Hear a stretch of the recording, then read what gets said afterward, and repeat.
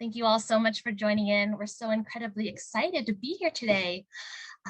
We here at The Whole You are honored and excited to have you all here today and join us in exploring the love of travel with Rick Steves. My name is Diana Ratsumi, and I'll be your host this afternoon as we journey around the world and dive into the joys of travel. Today, we'll explore how we can embody the philosophy of travel anywhere we are, how travel can broaden our political spheres, and how we can safely prepare for travel once we venture out again. We'll also be taking some time today to talk a little bit about your submitted questions. We'll take a moment to answer your submitted questions live on air and just have an opportunity to be in community together. Now, we all know that this has been an incredibly challenging year for everyone. After over a year of lockdowns, political uncertainty, and the general stress caused by the COVID-19 virus, all of us are in need of an adventure abroad. And as some semblance of normalcy returns, many of us are asking ourselves, what will this post-pandemic world look like? We'll get into this topic and many more today, but before we do, I just wanted to take a few moments to call out some of our meeting norms during our session.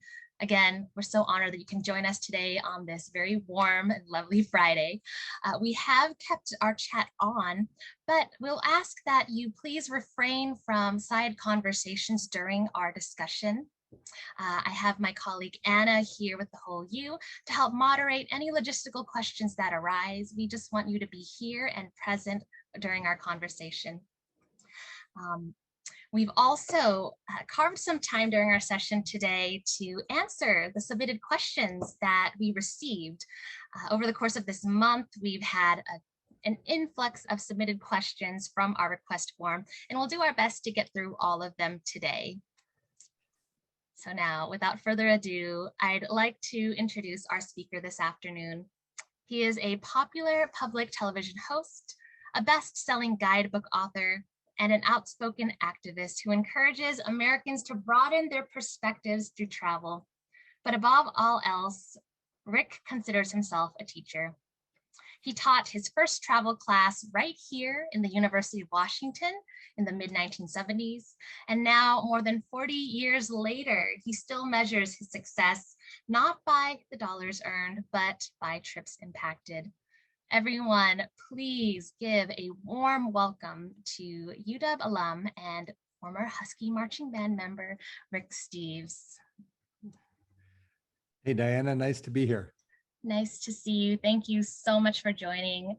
I couldn't help but add that fun little tidbit about your involvement here at the UW and the marching band. As we were putting our program together, we were able to unearth a rich history that you've had here with our community, and we're so honored to have you here in this space. Oh, so, it's great to be with you. This is an exciting chance to get together and celebrate the value of travel and look forward after this COVID pandemic subsides. Absolutely, absolutely. So, you know, the Whole You is dedicated to bringing holistic wellness to the UW and aims to foster community by providing programming that connects, inspires, and highlights the achievements of our university and its community. I wanted to start off our day today by asking you how travel has played a role in shaping your life and its impact on you during your time here at the UW. Oh, well, you know, travel has been what I do. I spent a third of my adult life living out of a 9x22 by 14-inch carry-on the airplane size suitcase. That's like 100 days a year, ever since I was going to school at the UW. I love, as you mentioned, I love to teach. And after several trips, it was so clear to me I was learning from my mistakes and other people were making the same mistakes I learned from the year before. So I thought if I could just package the lessons I learned from my experience, shared it in a talk, as I did at the University of Washington on campus there at the Experimental College, other people could learn from my experience rather than their own and have better trips. And I'd have a good excuse to go back to Europe every year and update my material.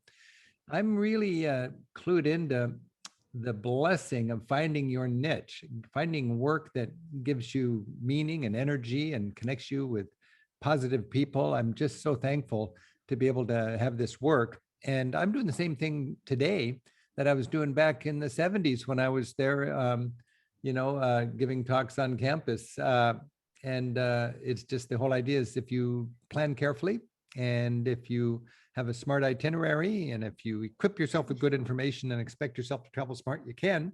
And it's a great opportunity to go traveling abroad. My beat is Europe. My favorite countries are beyond Europe, but I've decided to focus just on Europe. That's kind of the wading pool for world exploration as far as I'm concerned. And I just, when you invited me to join you today, I just thought, great, I'd love to talk to a bunch of people about travel. As a matter of fact, we've got a little clip, and this is the only thing I've produced as a TV show during COVID was a little love note to travel. It's like a sonnet to travel. And usually I pack the scripts with information. This has about half as many words as a normal TV show per minute, but it's got all sorts of images and ideas about the beauty of travel. And I had to shoot the on cameras right there on campus in the quad. But do you have that queued up, Diana? Because this is the first 3 or 4 minutes of a 30-minute program called Why We Travel. And it's just, I kicked off that show with this little bit because it reminds us just of how much fun there is awaiting out there when we want to travel. So why don't we take a look at that and then we'll continue our conversation. For sure. We travel as tourists to have experiences, to have fun. Going to new places invigorates us. It's exciting. On the road, we get more out of our lives. Seeing our first Michelangelo. Exploring our first castle. Savoring something straight from the sea. Reaching for high-altitude thrills. Being enthralled. Of course, travel is fun. Relaxing with abandon. Not acting our age. Going for broke. Joining the party. Travel is also sensual. We see like an artist. We listen like a poet. We taste the unfamiliar. We celebrate with all our senses. Fantastical. Travel heightens our emotions. It makes us really feel deeply the beauty, vividly the power, and thoughtfully the humanity. This enhanced experience changes us. It stokes our appetite for life. Travel is also about people, relationships. We savor conviviality. With old friends, and with new friends.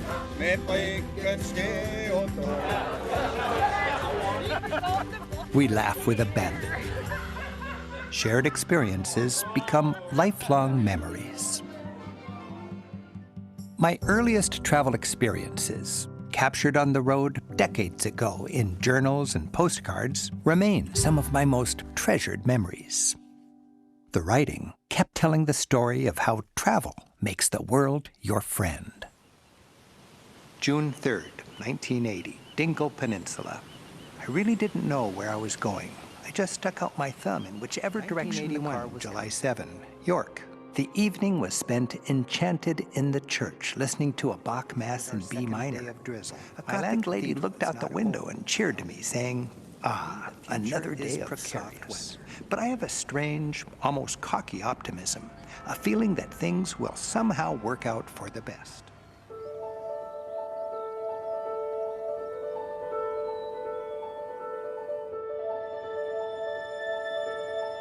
Travel can change our perspective.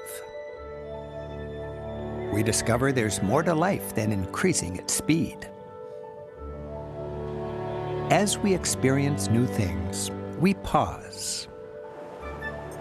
We reflect. We let the experience breathe.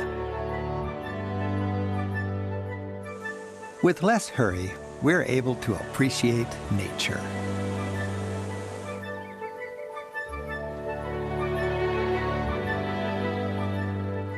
be overwhelmed by it,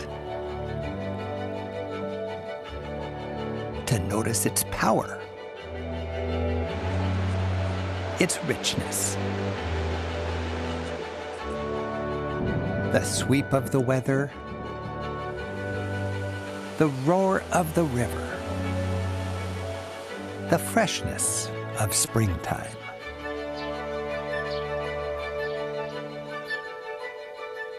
We notice the light. We savor it.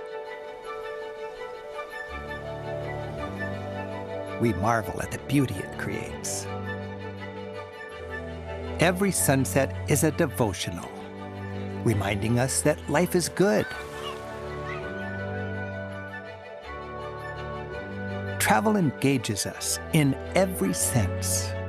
This is why we travel. We travel for the experience. And the wine fall down.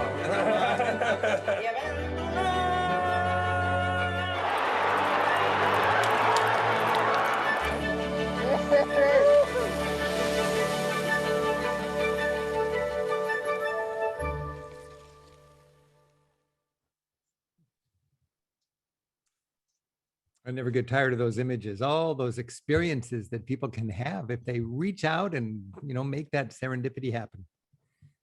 Wow, yeah, that was beautiful. Thank you so much, Rick. I couldn't help but find myself getting emotional watching all of those travel experiences, and something that we so long for and miss, especially during this time. As we all know, it's now June 2021, and what would have been a month full of graduation gatherings, reunions, summer vacation plans, trips abroad have all mostly been thwarted due to this pandemic. This pandemic has affected us in nearly all facets of life. So many lives, industries, and jobs have been affected, but none quite like travel. Yeah. And with our event today being called Exploring the Joy of Travel, so many of us are still unable or wary of travel this summer. I wanted to ask you, how are we able to embody the joys of travel when we're stuck at home? Well, first of all, we just need to be patient. Patience is not an American forte. I wish I could tell you we can all go to Europe tomorrow. But lately, patience has been, it's certainly not a Rick Steves forte, that's for sure. But lately, patience has been my middle name. So I don't have any trips planned immediately. I haven't been on an airplane for more than a year. I'm going to travel. I'm totally vaccinated. I've got 100 people on my staff here at Rick Steves Europe in Edmonds, and we're all vaccinated. And it's just a matter of we have to wait now. I mean, before, when it was testing and bending the curve, it was whack-a-mole. And there's really no progress as far as I was concerned. But now we've got the vaccine, and it's just a matter of when does our country get safe by just embracing the science, diligently caring for our neighbors and so on, and making sure we all get our vaccination.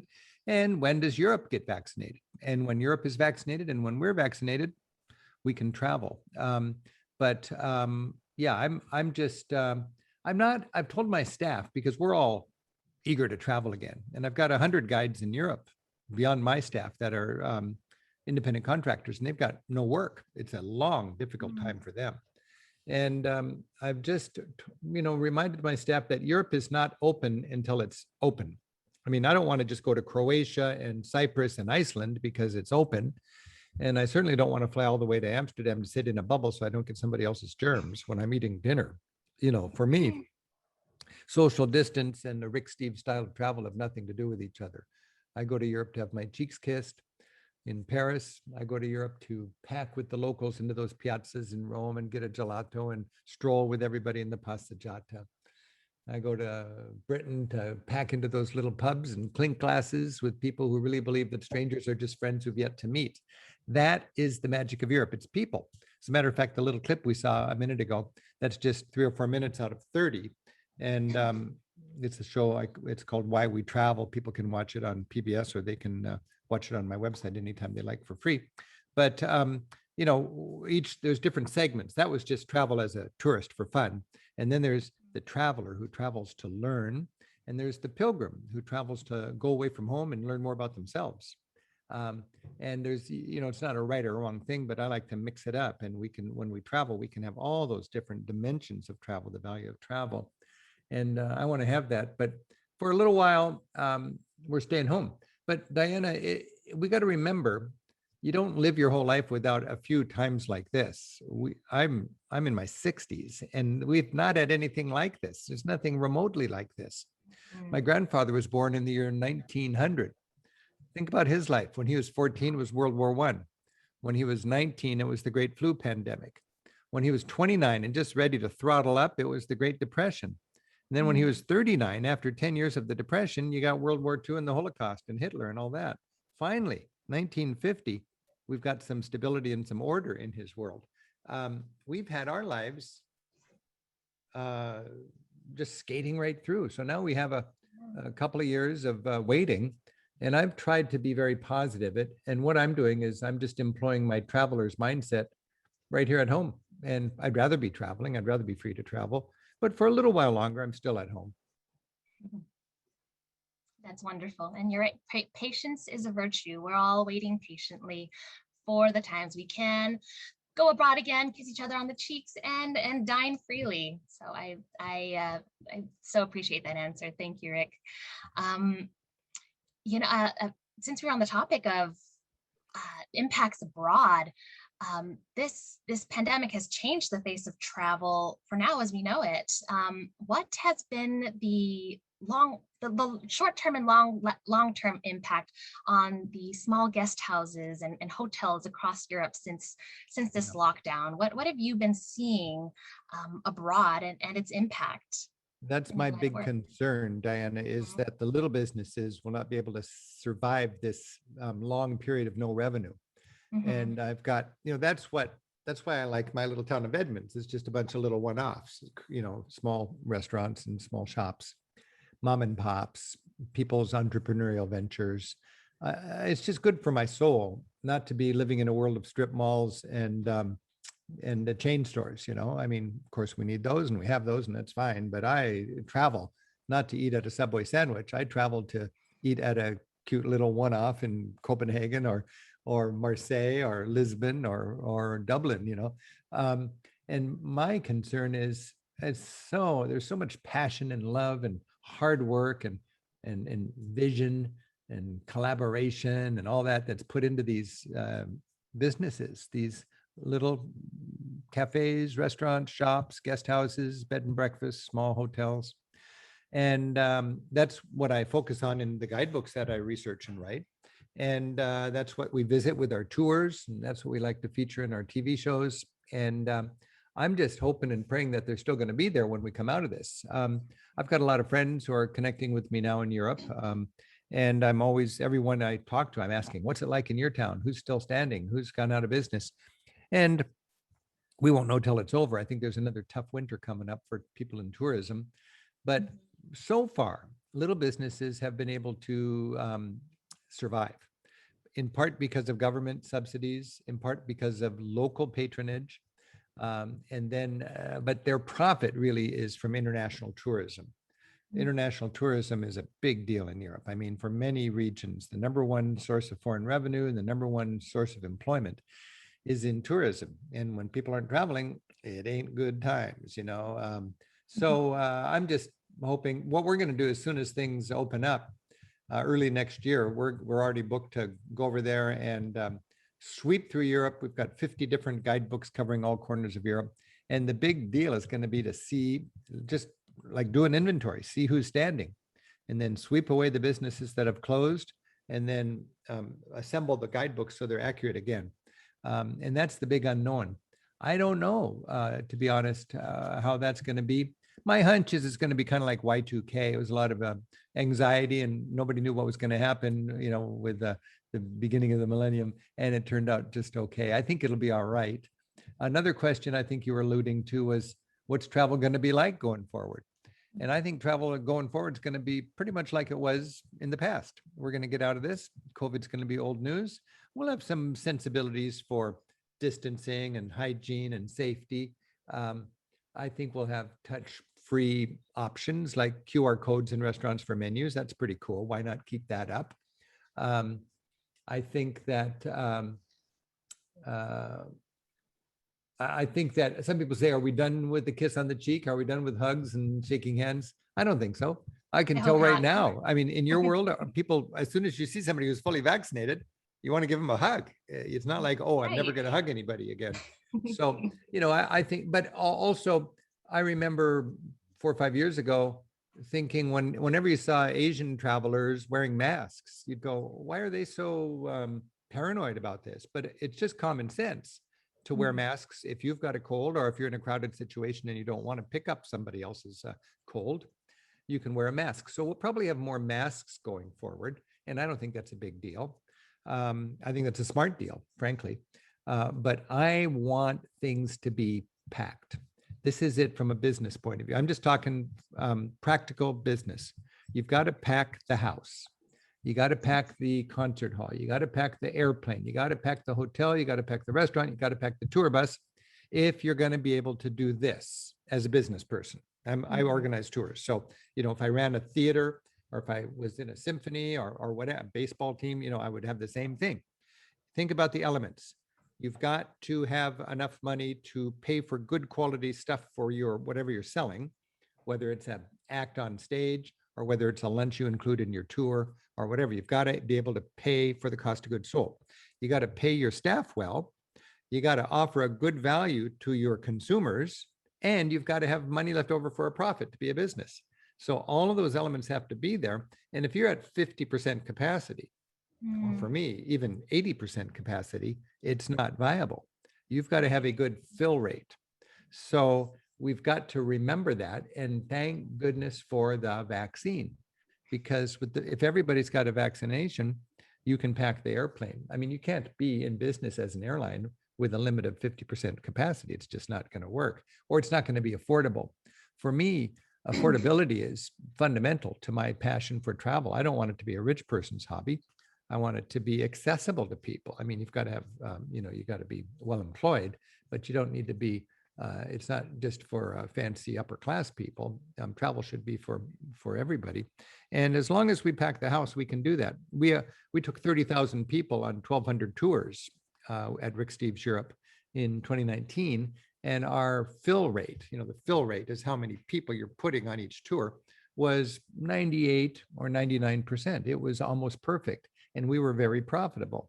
But if we had a fill rate of 80%, we have 25 people on a bus, 50 seats on a bus. We only put 25 people on it anyways. A typical tour company would put 50 people on a 50-seat bus, and then the last 25 people are just gravy. For us, we want small groups. We want room on the bus. We want to spread out. So roughly 25 is full. We're profitable at 25. If we only have 20 people on a 25-seat tour, the lion's share of the profit is in those last 5 seats. So we can't do our business, especially with small groups anyways, without having that fill rate really good. And that's something we have to pay attention to. And going forward, we'll need to be able to do that. And I would think any business is like that. Right, absolutely. Thank you for sharing insight in your world and your business. Certainly, when we travel, we want to travel to the fullest, and that involves bringing the people who want to, bringing the people and filling it. So I thank you for sharing that. I'm going to switch gears a little bit and talk about, well, a little bit about your book. I had the honor of reading through your book and seeing that travel, yes, it's a source of fun and enjoyment and connection and excitement. But there's also an opportunity here to expand and better your own home country, your own world, your neighborhood, your community. You wrote in your book, Travel as a Political Act, the more you strive to learn, the richer your travels and your life becomes. Wanted to ask you, how can we use travel to broaden our political spheres? How can we use travel as a means of a political act? Well, for me, travel as a political act it's kind of, the message is, when you travel, you get to know the other 96% of humanity. You get out of your comfort zone. You get far away from home. And in so many ways, we learn more about our home by leaving it and looking at it from a distance. We learn more about ourselves by taking us away from our norm. And I just love the thought that when you travel, you carbonate your whole outlook on the world. You realize that you're not the norm. I'm not the norm. You're not the norm. People who sit on toilets are not the norm. People who eat with spoons and forks are not the norm. People who shake hands are not necessarily the norm. That's what we do in our culture. Most people in humanity don't sit on anything when they go to the bathroom. Most people in humanity don't use metal utensils to nourish themselves. If you grew up in the middle of this great country, you would think you're the norm. And if you never traveled, you'd think you're the norm. I like traveling because it wallops my ethnocentricity. It rearranges all my cultural furniture. And for me, I strive for culture shock. A lot of people strive to avoid culture shock. For me, culture shock is the growing pains of a broadening perspective. It's really good stuff. And if I can put myself in a situation where I'm just going, wow, you know, I love traveling in Japan, and it was just nonstop, wow. I love traveling in India, nonstop, wow. I love traveling in Indonesia, nonstop, wow. You know, Europe for me is relatively tame, but as I said, it's the wading pool for world exploration. But even in Europe, there's a lot of wow. But you need to travel in a way that strives for that wow, strives to get out of your comfort zone. And as a tour guide and a travel teacher, that's my mission. You know, we always like to joke, our mission at Rick Steves Europe is to inspire Americans to venture beyond Orlando.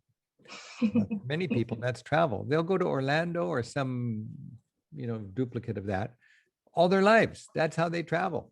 They go to Disney World, they go to Disneyland, they go to Vegas, they go to Dollywood. I don't know, they go to, and then maybe they'll go to Cancun. You don't learn anything with that. I don't understand why there's somebody who's not curious. How could you spend your whole life without ever venturing beyond the borders of our country? And when I think about what's going on in our country right now, there's a lot of fear. Have you noticed how much fear there is? What's this whole political dynamic is based on fear and frustration. Fear. People say, have a safe trip. They used to say bon voyage. Now they say have a safe trip. Anytime somebody tells me I have a safe trip, I'm inclined to say, well, you have a safe stay at home, because where I'm going is safer than where you're staying, if you understand the statistics. Fear is for people who don't get out very much. The flip side of fear is understanding, and we gain understanding when we travel. Who are the most frightened people in our country? Who are the most angry people in our country?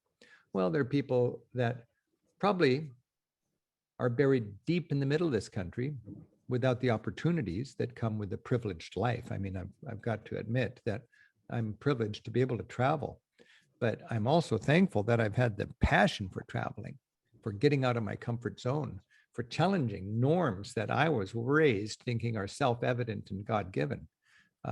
They're not. They're my truths, but they're not somebody else's truth. And I think that's really important for us to find out. So I think if the world knew what was good for it, it would create a little fund, and it would not be that expensive. And it would give every American a 1-month adventure overseas after school before they got into their regular grind. And they would have that little gap year trip. And you couldn't go to Hawaii or Cancun or Mazatlan. You'd have to go somewhere that was real. And you'd come home, and for the rest of your life, you would, when you stepped into the voting booth, you'd think, oh, there's more people that this election is going to have consequences for than just me and my loved ones. That would be huge for the safety of the world, for the sustainability of our societies, and for dealing with the huge gap between privilege and struggling and rich and poor. Wow. Thank you for that. And as you were sharing your answer, I realized too, I on so many occasions have also said, have a safe trip. So I think that's my due diligence from moving forward will be to Bon voyage. Bon voyage. Have a happy trip. Because happy trips. And people who are so hung up on safety, they've got to understand that the most dangerous thing that we could do if we care about our safety is to stop traveling. Then we don't understand who's out there, and if you really believe that your safety and your security is based on your ability to demonize people outside of our country and build walls to keep them out of here, you're misguided. I mean, we get safety by empathizing and better understanding the other 96% of humanity, by working with the family of nations, to realize that in the future, going forward, it can't be win-lose all the time. Real solutions are win-win, because we're all in this together. If we beat the pandemic here and it's still raging south of the border, we have not beat the pandemic. It'll come back at us with a vengeance, with some kind of a variant or whatever. We need to be more in a mindset where we want to build bridges and connect with people, rather than build walls and keep people away from us. And that's just my favorite souvenir right there. That's travel as a political act. Wow, that was incredibly beautiful to hear. Thank you, Rick. And time is flying when the conversation is flowing. I've got one more question for you before we move on to our submitted Q&A portion of our event today, and that is that you have inspired so many travels, my own personal travel included. Your work has helped open the world to so many who've been unable to see otherwise. I wanted to ask you personally, how do you continue to stay curious and inspired in your day-to-day and with your travels?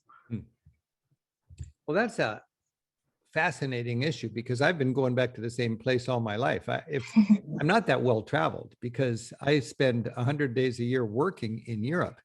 And when I'm in Europe, I'm updating my guidebooks, I'm leading my tours and working on my tour program, and I'm making TV shows. And it's great work, I love it. But I'm going back to the same places and teaching. And my mission, if somebody I'd love to go to the South Pacific. I've never been to the South Pacific, and I've just loved to go there. If somebody gave me an all expenses paid 10-day trip to Fiji in a wonderful resort with everything I needed, I would say, boy, 10 days. I really need to go to Portugal and update my guidebook on Portugal, because I've just got this wonderful burden of thinking tens of thousands of people are going to use that information in that guidebook next year. I better make sure it's right. So, that's my mission, and Europe is my beat. But I'm always impressed or thankful for the fact that I can go back to Europe, and it's endlessly interesting to me. I never get tired of Paris. I never get tired of Rome. I never get tired of Istanbul. I never get tired of Copenhagen. Plus, you can always find new things. I've been exploring all my life, and just this last year, or just before COVID hit, I was hiking around Mount Blanc, and I was totally oblivious to this whole kind of travel, which is long distance walking from mountain lodge to mountain lodge with beautiful food every night, and shuttle vans that take your gear to the next lodge, and then you walk, and you can walk in 10 days, 100 miles, 10 miles a day around Mount Blanc, with going through Italy, France, and Switzerland, and every night hanging out in front of your mountain lodge with a beer, getting to know new people from all around Europe, and just celebrating nature. That's a pretty good vacation. And it took me 40 years of traveling in Europe to even stumble onto that. And there's lots more that I've yet to do. So that's what I'm impressed by, is how it never, ever gets old. And I'm just thankful for that. Hey, you were mentioning this.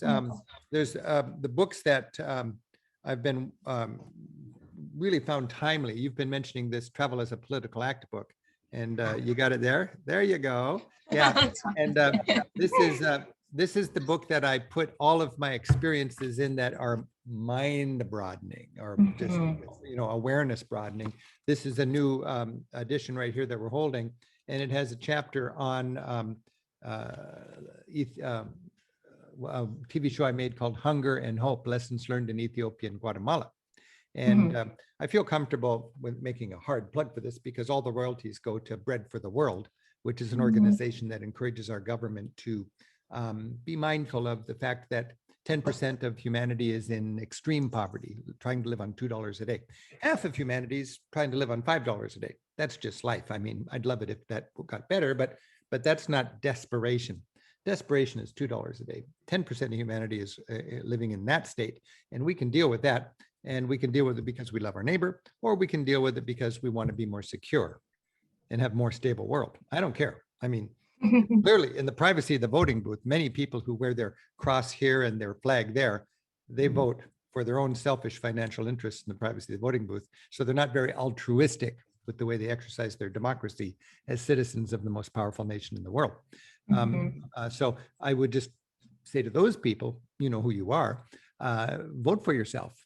And if you know what's good for you, you want a stable world. And it would be quite a lot cheaper to invest in Central America in a constructive way so people stay there instead of spending billions and billions of dollars building a wall to keep desperate people away from us. You see, it's just a pragmatic investment. I'm not talking about what's there. The whole other thing is people who actually love their neighbors. And when you travel, you realize that love and suffering and beauty and so on, it has nothing to do with proximity. Desperation across the sea is no less than desperation across the street. And that's Thomas Jefferson said, travel makes a person wiser if less happy. And I like that. I don't want to go to my grave with scrapbooks of me wearing some apron and privileged white friends at a barbecue, just yucking it up. That's not why I'm on this planet. I want to have connected, and I want to inspire people to reach out. And that's what I do with that work. But that Travel as a Political Act book to me has been a real blessing to just have a place where I can share my most important lessons and put it into there. Well, yes, it is a very special book, Rick, and I want to thank you so much again for sharing your wealth of knowledge with us on life, on travel. At this point, I am going to shift into our submitted questions portion of our event today. Good. And yes, so I was floored by the number of submissions we've gotten, and we'll do our best to go through all of them. Fortunately, we covered a lot of questions that have been asked, but in the line with the travel as a political act, Diana, do we have time just for 3 minutes to roll that other clip? Because yes, we do. Because you've been asking such good questions, and they all involve this. This is the finale of that half-hour show, right. Why we travel. And it is just the wrap up, and the reason we travel is to connect with the rest of our world. But I'd love to be able to share that, just because we can all watch that and think of what is our world going to be like coming out of COVID, and where's the place of travel as we look forward and deal with unprecedented challenges ahead of us. Just because we beat this crisis doesn't mean there won't be more like that ahead of us. And we need to do it, embracing sciences and recognizing the value of good governance and the fragility of our environment and the importance of working with other nations. If you don't mind, let's just run that, and then I'd love to do the Q&A. Sure, absolutely. Let's see. By traveling thoughtfully, we connect. Even for those of us who can only travel as a state of mind, travel can result in a deeper connection. Travel connects us face to face with reality. It's not virtual. It's not through a viewfinder. Travel is candid, honest, being in the moment. Okay. Thank you. In a world hungry for authenticity, we yearn for connection. But now she's quite big. She's like you, about like that, yeah. Travelers connect with different cultures, different people. On the road, strangers are just friends we've yet to meet. Travel frees us from routine.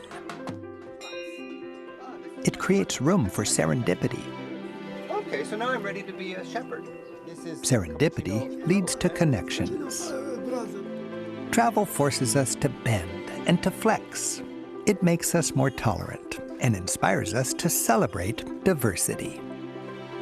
The lessons I've gained from exploring Europe, the land of my heritage, are universal. For me, these lessons are affirmed and then stretched when traveling further afield. As a child ventures beyond his backyard, I ventured beyond Europe. Year after year, I pushed my boundaries.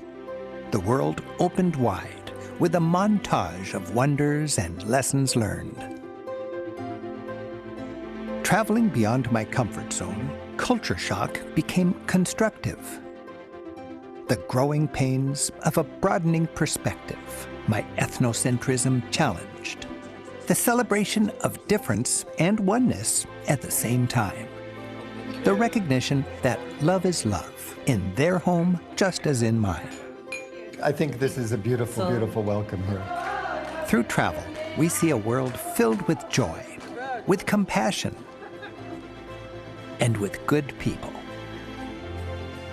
We learn the more we reach out, the more we receive. We learn that we all share the same world. Nice. And we all share the same window of time. Travelers seek bridges rather than walls. Every wall has two sides and two narratives. For one to be truly understood, both must be heard. Traveling, we realize the challenges of our future will be blind to borders and best overcome not by conflict and walls, but by community and bridges. There's so much fear these days. The flip side of fear? It's understanding. And we gain understanding when we travel. What is this? The celebration of Obama's. Travel is more than a holiday. It gives us new experiences, acts as our greatest teacher, makes our lives more meaningful, and connects us with a global family. We can't all travel physically, but anyone can live with a traveler's mindset. It's a choice. Travel makes us more comfortable with the world, our hearts bigger, and our lives richer. And it makes us happier. And that is why we travel.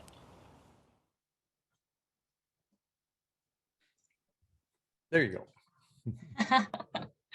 What a beautiful video. Thank you, Rick. And you're absolutely right. We travel to connect. Yeah. It's so true. After all that thinking about, writing that show, I just wanted to sum it up somehow. And it really was clear to me. We travel because we have a hunger to connect with people out there. It's a beautiful thing. It is so wonderful. Thank you so much for taking this time to engage in this conversation. I'm now going to go ahead and move through our submitted questions. And we had so many good questions. A lot have been covered during our talks. I love how the natural progression of these conversations tend to go. But I thought I'd read our first question, kind of in the lines of travel as a political act. This one submitted by Professor Henry Laufenberg. Rick, I love your work and greatly admire how you've influenced the average American to be a more thoughtful traveler. The good you've done disseminating your travel ethics can't be overstated. I wonder, though, if you feel any burden of responsibility for causing certain less known parts of Europe to become crowded.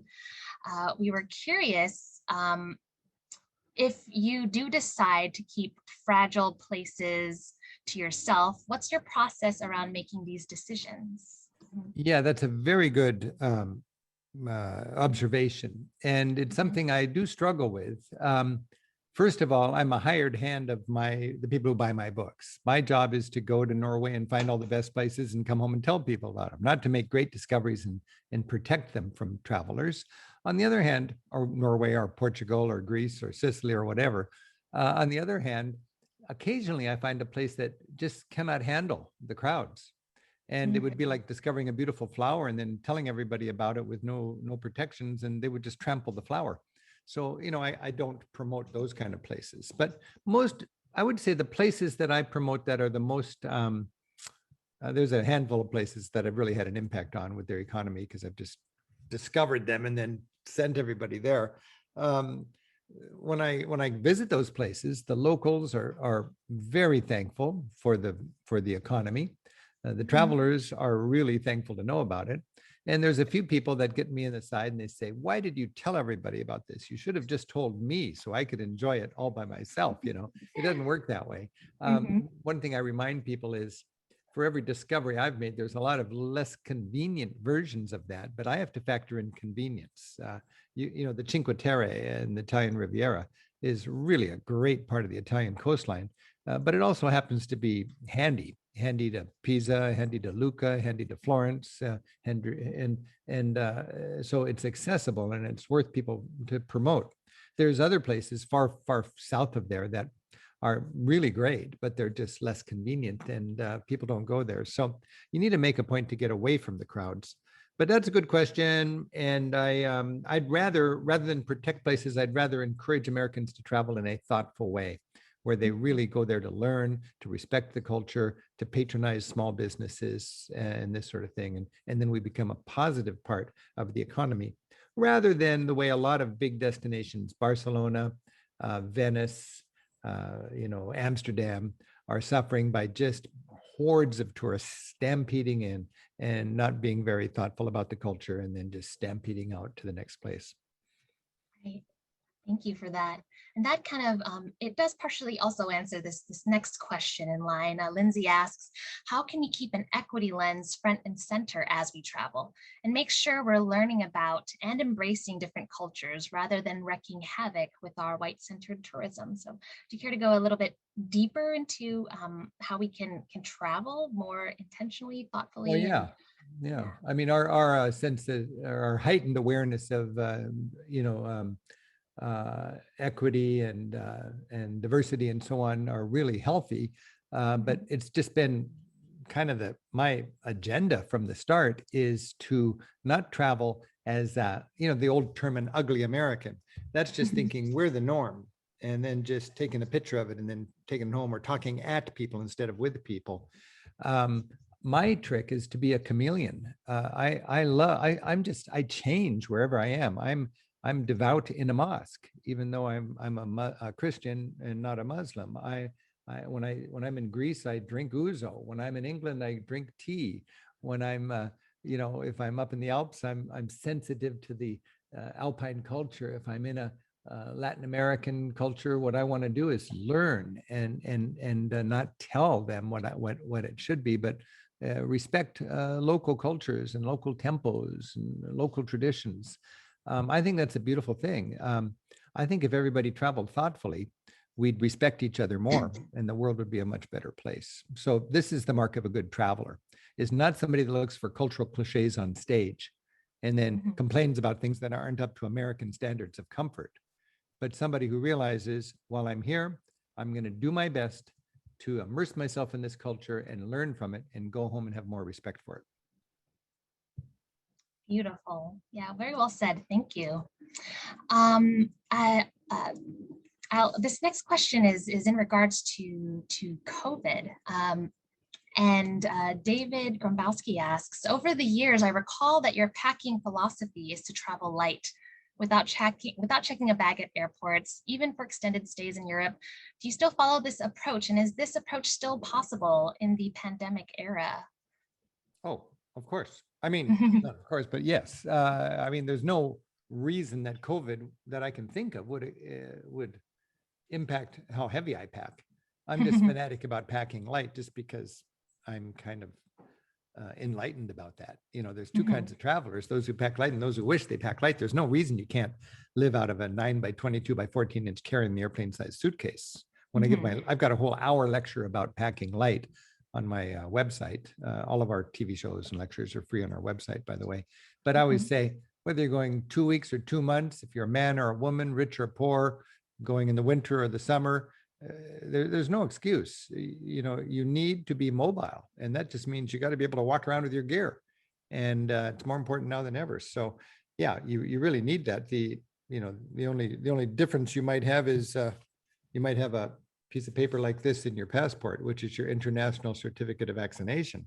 That's going to be a difference in traveling in the future, I think. I'll just answer this question now, because a lot of people ask it, Diana, that people wonder, what's with this vaccine passport? As if it's something new and scary and devious. When I was your age, I was going to Europe, and I had to have this thing in my passport to go to Spain or to go to Greece. And it just simply said what shots I've had, And I got this one a couple of years ago because I had to go to Ethiopia to make our TV show about hunger, and they needed the yellow. We just call it that way. I just always say because this is what backpackers called it back in the 70s. Do you have your yellow international certificate of vaccination? And sure enough, they've still got them today. So, if I think Europe is going to require that for travel, and this is the scramble right now. Congressman Larson just called me a couple of weeks ago to ask me what my thoughts were on that, because he was reminding me our government's working on it too. But whether it's a chip in your passport, whether it's something online, or whether it's the old-fashioned piece of paper with a stamp on it, We just need to go into countries being able to assure them that we've had our shots. And Right. I don't fault them if they don't let us into their country if we haven't had our vaccine, because they don't really care about our health. They care about the health of their citizens. And they don't want to let people in that will endanger their citizens. Right. Yeah, absolutely. Thank you for sharing that. Our next question comes from Peggy, and this is around the subject of retirement and travel. As we get older and enjoy traveling, but our mobility starts to become affected, do you have suggestions for how to plan ahead and identify opportunities for travel that take this into account? Are there specific countries or cities that you would recommend, or even offerings within your travel group that you could recommend for traveling at an older age? Yeah. Well, we take about 1,000 groups on a good year around Europe. We just opened up our sales. We had to send back 24,000 deposits last year, sadly, when COVID hit. So there was a lot of travel dreams dashed, and it's kind of heartbreaking. But we just opened the gates for that a couple of weeks ago, and already we're 80% sold out for 2022. So there's a lot of people that have pent up interest in traveling. There's enthusiasm for it. And for people who are older or don't walk so well or want to take it easy physically, we have a kind of tour called a My Way tour, which is the rudiments of the trip without the aggressive itinerary. It's the bus travel, it's all the hotels, and it's basically free time. So you got hotels, you got somebody doing the driving and the parking, and that's all set up. And then we've got one person that just meets with the people in the morning and makes sure they got their good plans, and then you do it at your own pace. But I would say my advice for somebody who is older and is nervous about the physical demands of travel, it's the heat and the crowds of summer that'll do you in. That's the most exhausting thing. And what you want to do is bundle up and travel in shoulder season. That means April or October, and then things are better. If you look at my TV shows, I've made 150 shows over the years. I can't remember hardly where I was last week, but I can look at any show and know when I filmed it, because anything in the Mediterranean is in April or May. Anything in the Alps or north of the Alps is in July or August. And that's when I like to travel. In the north, I want long days, I want good weather, and I want crowds because it enlivens what you're doing. And crowds are never really a big problem in Ireland or in Scandinavia and so on. In the Mediterranean area, crowds can be a huge problem in Spain, France, Italy.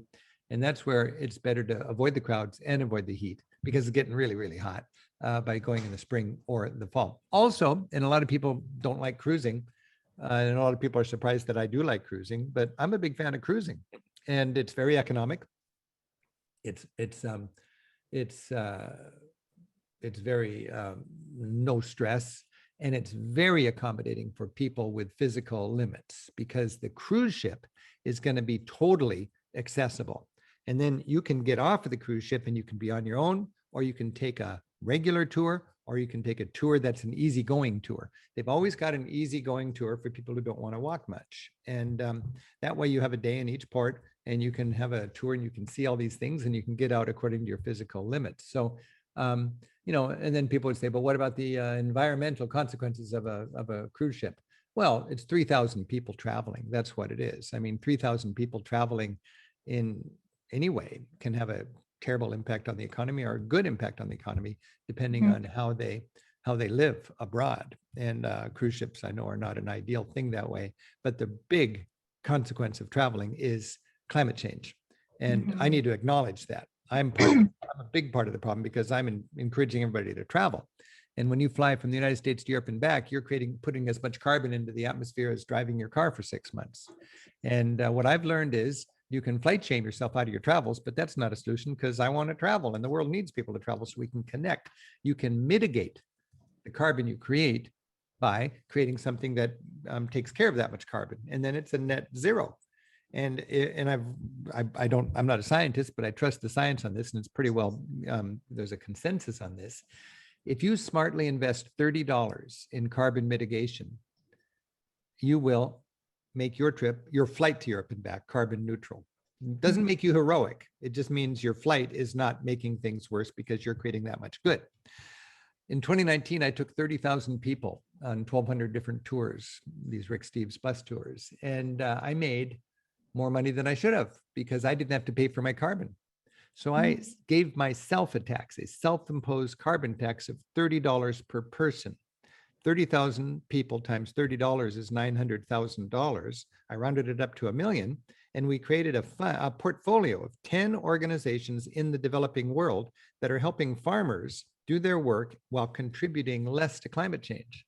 It's a little wordy, but I got to explain this because it's important for people who are enthusiastic about travel to get smart and to get ethical about climate change. The conventional way for a tour company or anybody who cares about climate change to make a difference is to invest in carbon offsets here in the rich world. I wanted kind of a twofer. I wanted to help the developing world while mitigating our carbon. So we believe in climate smart agriculture. And this is a new science along with forestry that knows that we can, that, you know, third world farmers, half of humanity are small family farms earning $5 a day, desperately trying to make ends meet and feed their kids. They don't have much smarts when it comes to limiting the carbon they put into the environment, and they contribute as much as we privileged and wealthy people do. And a little bit of help for them lets them produce more while contributing less to climate change. And so we've invested in 10 companies, $100,000 per company per year.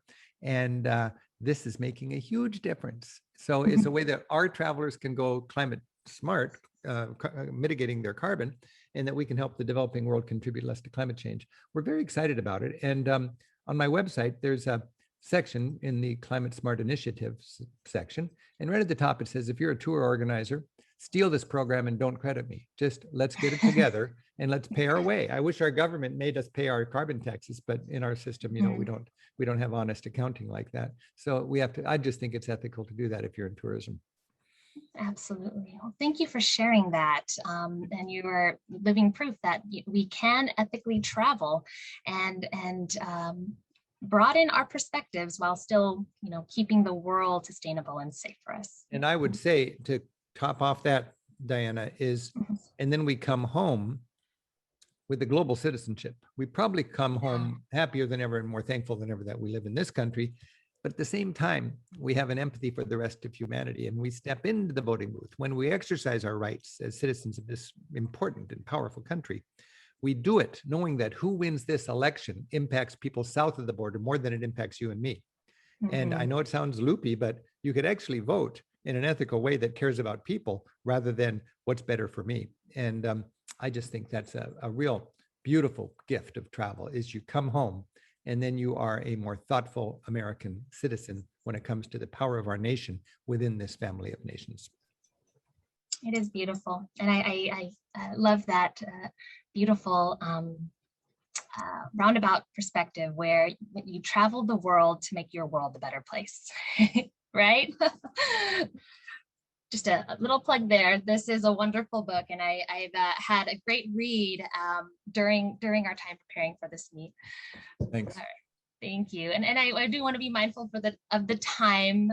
We are at the top of the hour, and I just so warmly want to thank you, Rick, for taking the time, for being in this community with us. Before we come to a close, I'd like to thank everyone for sticking around, for engaging this conversation, and for broadening your perspectives with us.